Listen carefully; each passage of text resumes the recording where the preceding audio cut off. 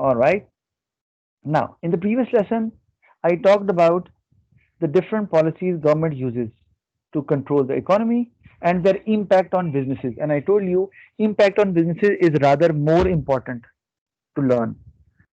Okay. Now we talked about fiscal policy, monetary policy as well. Okay. So exchange rate policy, we did not discuss that.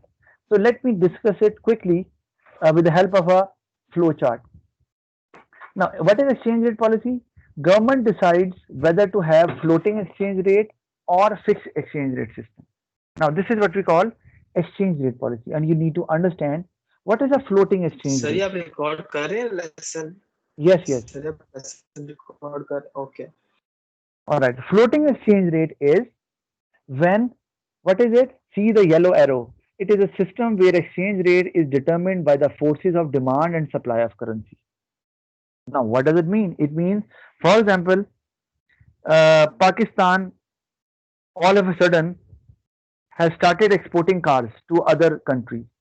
Now it means other countries will start buying from Pakistan and they will start buying PKR, Pakistani rupees. So they will demand Pakistani rupees. So exchange rate of Pakistani rupees will appreciate. We have discussed that in earlier class, right? When we were talking about exchange rate stability. I'm just giving you an idea about it. So it means that demand of currency has an impact on exchange rate. If demand of currency goes up, exchange rate appreciates. If demand of currency goes down, exchange rate depreciates. Same is the case with goods as well. You know that when the demand of goods goes up, its price rises. When demand of goods goes down, the price goes down as well. Similarly, the price of currency is exchange rate. So when demand for currency goes up, exchange rate also goes up. When demand of currency goes down, exchange rate also goes down. Similarly, if I talk about supply of currency is required when we want to buy something from other countries. So first we have to sell our currency to buy foreign currency. So when we sell our currency, it means we are supplying our currency. So whenever there is an increase in supply of currency, exchange rate depreciates. And same is the case with goods as well. Think about if there are lots of goods available in the market and nobody is there to buy it, or few people are there to buy it, what happens to its price? It goes down. Same is the case with currency as well. When you are supplying the currency because you want to buy goods from other countries, so there will be an increase in supply of currency. So exchange rate or the price of the currency will go down. Exchange rate the depreciation will happen. Or if you reduce the supply of currency because now you are not buying from other countries and you are buying local items, supply of currency will go down. Now you are not ready to sell your currency. So it will bring exchange rate appreciation. So this is how floating exchange rate works. Whenever there is a change in the demand and supply of currency, exchange rate is also affected, and we call it floating exchange rate. That is why we call it floating. It keeps on floating, na? It does not have a fixed value. It keeps on changing. Although there is a diagram to explain that, but in business studies, I don't want to make you confused because it's not really required in business studies. In economics, yes, it is. Now, so if this is the case, now what will happen? Now see the brown arrow. It may help government achieve it. Now see how floating exchange rate can help government to achieve its objectives. It may help government achieve its objectives in the following way. How? Interest rate can easily be adjusted by the government to achieve its economic objectives. Now, what is the point? The point is interest rate has an impact on exchange rate. You can see the green arrow. Floating exchange rate helps a business to achieve government economic objectives. Okay, how? Like for example, if government is changing the interest rate, okay, and you know that, and why government is doing it? Because of any reason. For example, government wants to control low inflation, high inflation. So for that, you know that government changes the interest rate. But what happens? There is a problem. When interest rate will be changed, we discussed that in monetary policy. Government will be able to achieve one of the objectives. For example, low inflation. Why? Because when interest rate will increase, people will borrow less and they'll consume less as well, resulting in lower demand. Lower demand will lead to low inflation as well. We discussed that in monetary policy, right? But interest rate has another impact as well. This is the impact of interest rate within the country. but there is an impact outside the country as well in the form of exchange rate. When interest rate will go up, the people who are there in foreign countries, they will think of saving their money in Pakistani banks. Why? Because they are offering a higher interest rate compared to their banks. So for that, they will start demanding Pakistani currency, right? So exchange rate will change. When they will start demanding Pakistani currency, there will be exchange rate appreciation. That is the problem. So while dealing low inflation, there will be another effect on exchange rate as well. Okay. See, so there will be a problem then. Now what will happen? Higher interest rate, see the yellow box. Higher interest rate may cause exchange rate appreciation and it may lead to lower exports and higher imports as well. Now there is a problem. When there will be a higher interest rate, so I told you, people from other countries, they will start saving money in Pakistani banks, and for that they will buy Pakistani currency. So as a result, there will be an exchange rate appreciation in PKR. So when PKR will go up, now what will happen? I told you earlier in the earlier class as well that exports will go down. Lower exports will happen because for other countries now it is expensive to buy from Pakistan, right? And imports will increase. Why?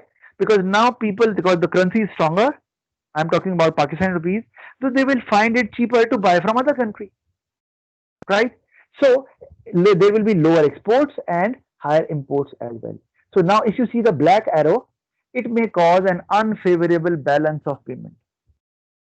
See, obviously when there will be lower exports and higher imports, balance of payment will be unfavorable. More money is going out, less money is coming in.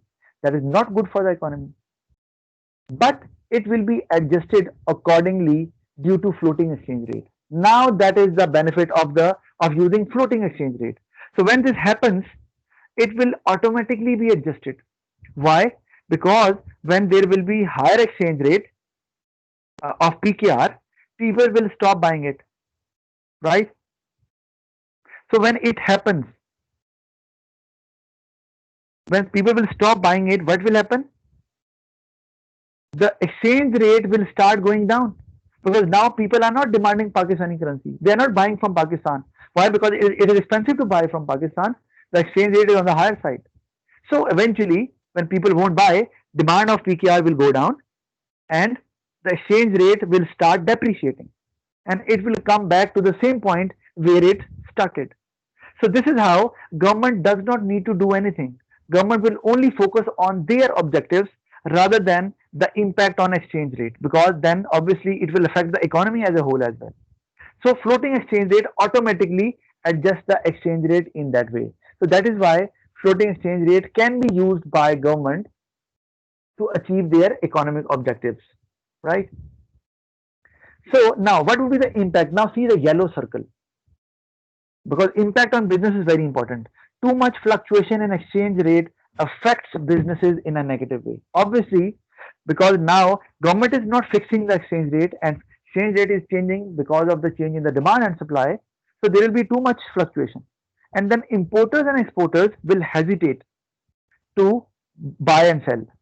So there will be a problem for those businesses who are either involved in exports or imports because there is a risk involved. There is uncertainty.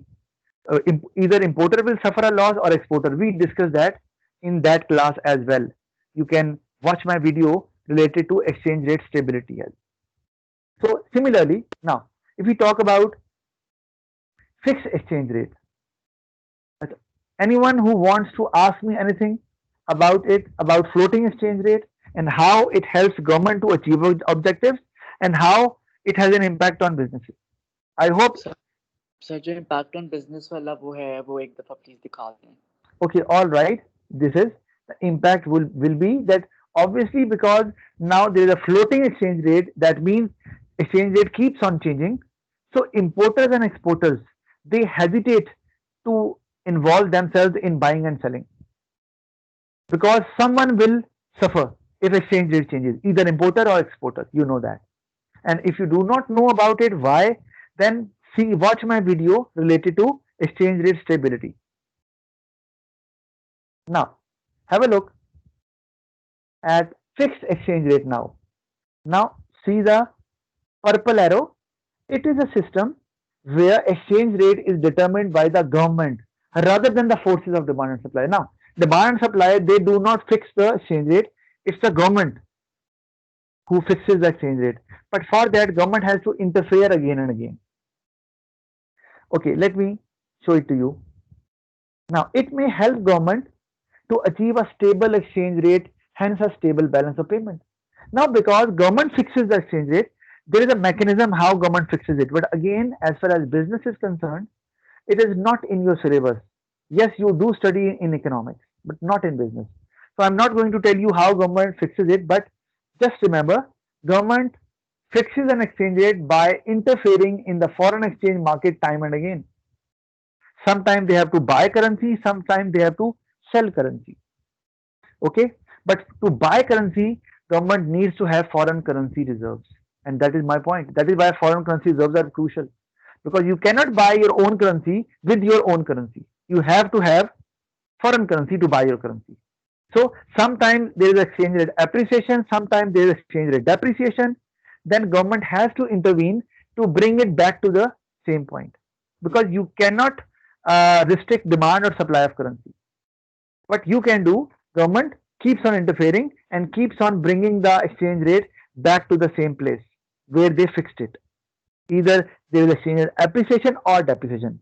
So it will have a stable exchange rate and stable balance of payment as well. Why? Because now exporters and importers, they will keep on trading in the same way, because they know that nobody is going to lose. The exchange rate will remain the same. So there will be a positive impact on businesses, especially for importers and exporters, because they will keep on having trade with one another. Okay, now any confusion regarding this concept, exchange rate policy? Or what I can do, uh, you can watch the video again on my YouTube channel and then come up with a question tomorrow regarding this concept, exchange rate policy. If you have any confusion whatsoever, let me know. I'll explain it first and then I will move on to the next topic. So that's all for today. I'll see you in the next class. Thank you very much.